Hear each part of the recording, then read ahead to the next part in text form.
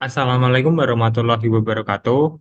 Perkenalkan, kami dari kelompok 5 akan mempresentasikan bab pertemuan ketujuh tentang variasi musiman.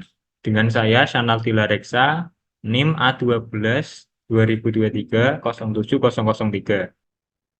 Variasi musiman. Variasi musiman berhubungan dengan perubahan atau fluktuasi dalam musim-musim tertentu atau tahunan. Fluktuasi dalam satuan ada tiga, yaitu bulanan atau 30 hari, triwulan atau 3 bulan, dan semester atau 6 bulan. Jadi perubahan kurang dari 1 tahun. Metode perhitungan variasi musim ada tiga, yaitu metode rata-rata sederhana. Adalah teknik untuk menghitung nilai rata-rata dari serangkaian data dengan cara menjumlahkan semua nilai dan membaginya dengan jumlah total data. Kedua, ada metode rata-rata dengan tren. Melibatkan penyesuaian rata-rata dengan tren atau pola yang mungkin terjadi dalam data. Yang ketiga, metode rata-rata bergerak. Melibatkan penggunaan rata-rata dari sejumlah data terbaru untuk meramalkan nilai di masa depan. Metode rata-rata sederhana. Asumsi bahwa pengaruh tren dan siklus yang tidak beraturan tidak besar dan dapat dianggap tidak ada. Indeks musim. Berumuskan dalam kurung rata-rata per kuartal kali 100 tutup kurung dibagi rata-rata total. Contoh, pada tahun 2001 ada produksi padi 63 ton. Di bulan pertama mendapatkan 25, di bulan kedua mendapatkan 20, dan di bulan ketiga mendapatkan 18. Dengan total rata-rata produksi padi per ton 47679,33. Pada bulan ke-1 17128,50. Pada bulan kedua 17529,17. Pada bulan ketiga 13021,67. Dengan rata-rata total 79,33 bagi 3 sama dengan 26,44. Slide selanjutnya akan dilanjutkan oleh teman saya. Terima kasih. Halo semuanya, saya atas nama Ibnu Hanafiah Salam dengan NIM A12 2023 06994. Pertama, contoh kasus data tingkat produksi dalam 3 kuartal. Yang pertama, menentukan indeks musim. Pada kuartal ke-1 menghasilkan 28,50, lalu dikalikan dengan 100, kemudian dibagi dengan 26,44, hasilnya menjadi 107,79. Kemudian di kuartal kedua hasilnya menjadi 28,17, kemudian dikalikan dengan 100, kemudian dibagi dengan 26,44, dan hasilnya 106,54. Kemudian 21,67 dikalikan dengan 100, kemudian dibagi dengan 26,44, dan hasilnya adalah 81,96. Kemudian jika direncanakan panen padi tahun 2008 sebesar 120 ton, maka rata-rata total setiap triwulan sama dengan 120 dibagi 3. Hasilnya menjadi sekitar 40 ton. Maka untuk mencari target per triwulan sama dengan indeks musim dikalikan dengan rata-rata total, kemudian dibagikan dengan 100. Baiklah, selanjutnya contohnya ini kemudian ada menentukan target per triwulan. Pada triwulan ke-1 hasilnya 107,79, kemudian dikalikan dengan 40 dibagi dengan 100, hasilnya sekitar 43,54. 116 ton. Kemudian 106,54 dikalikan dengan 40, kemudian dibagi dengan 100, hasilnya sekitar 42,616 ton.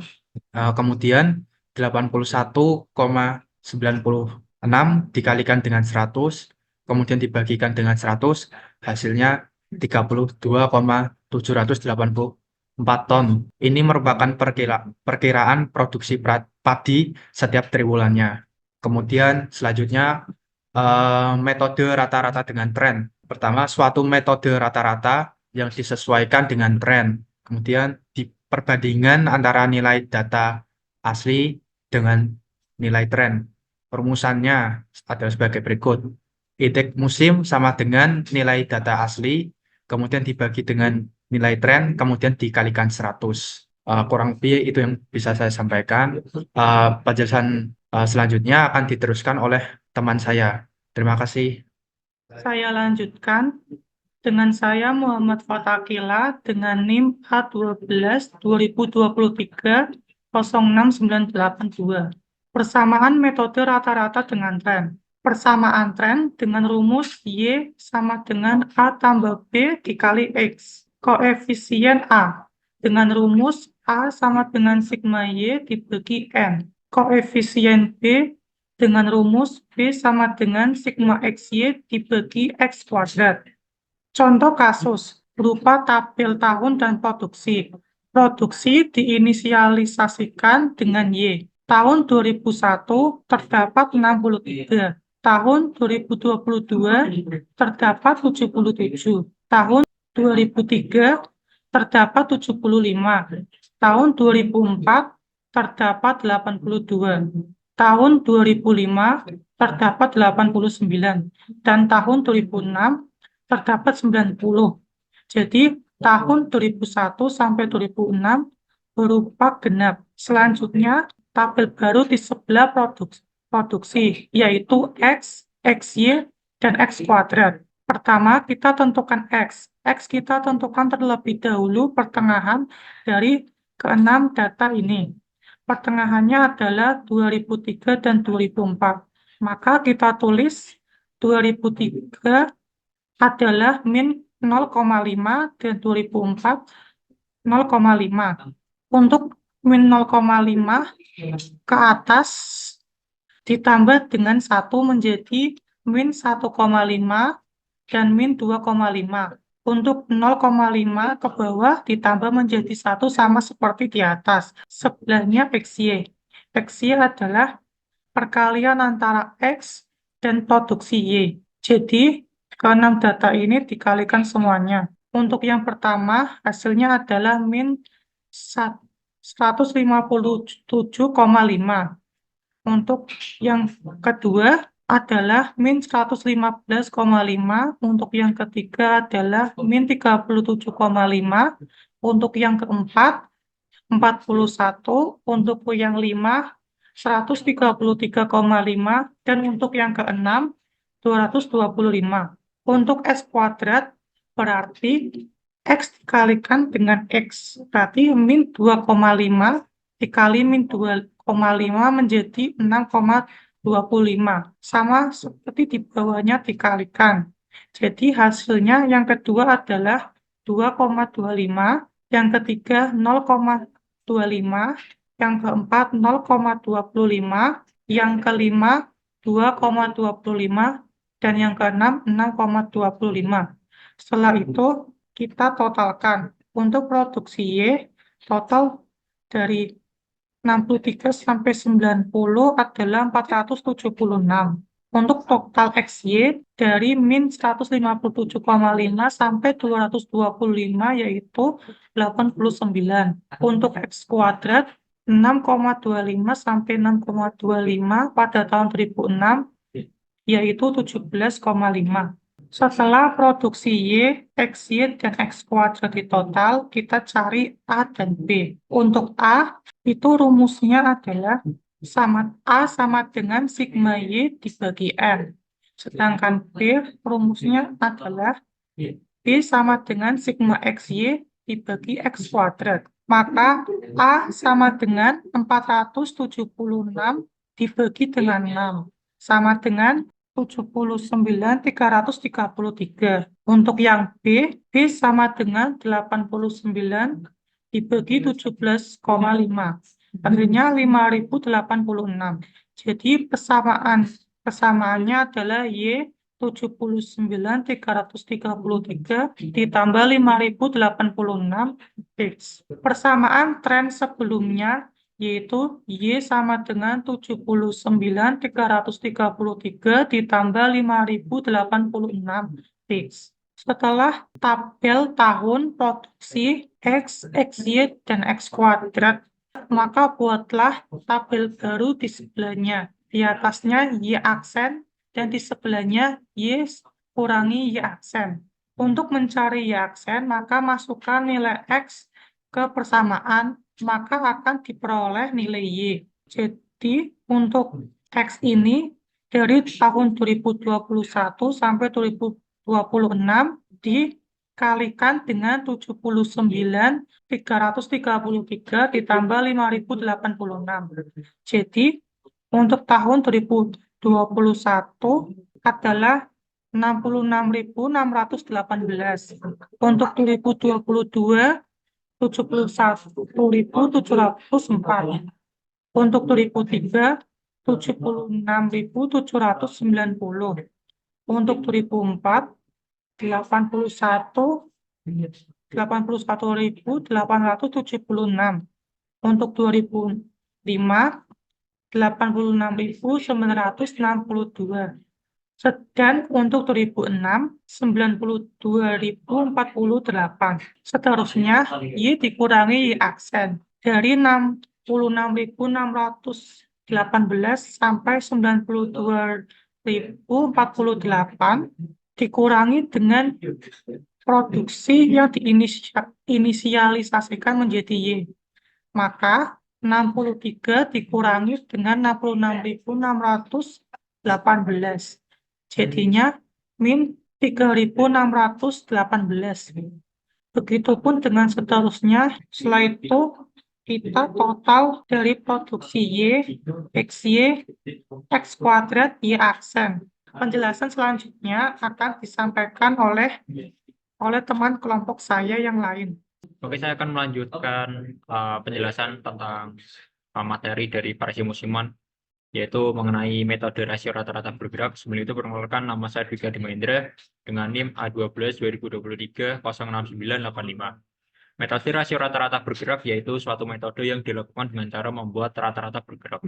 Rumus dari metode rasio rata-rata bergerak adalah indeks musim sama dengan nilai rasio dikali dengan faktor koreksi. Untuk mencari nilai rasio sendiri, itu caranya adalah data AC dibagi dengan data rata-rata bergerak.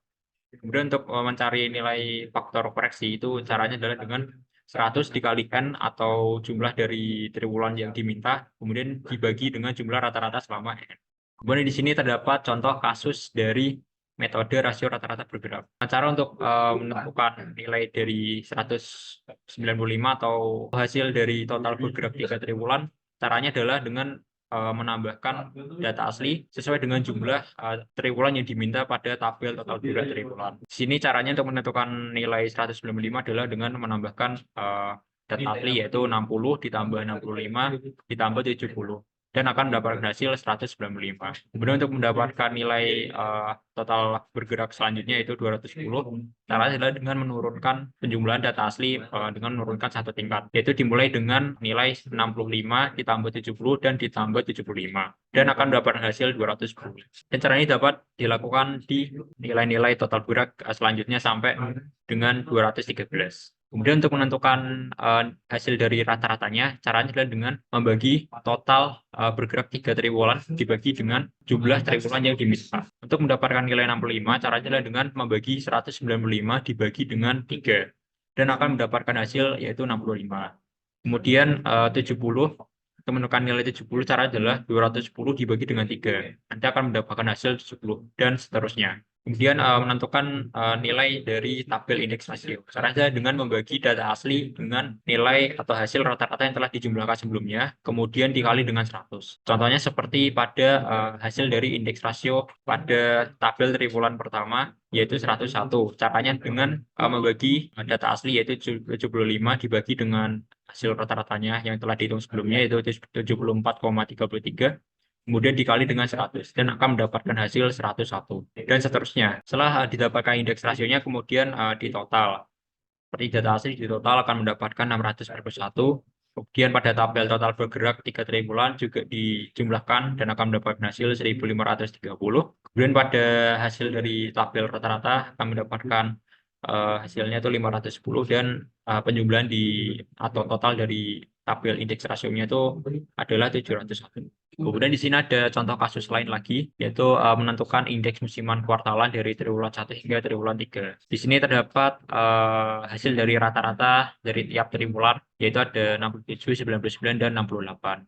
Kemudian untuk menentukan faktor koreksi harus dicari dulu untuk total rata-ratanya. Cara mencarinya adalah dengan menambahkan rata-rata dari tiap triwulan yang telah dihitung dalam contoh ini, yaitu 67 ditambah 99 ditambah 68 kemudian dibagi dengan 3 atau jumlah dari triwulannya dan akan mendapatkan hasil yaitu 234.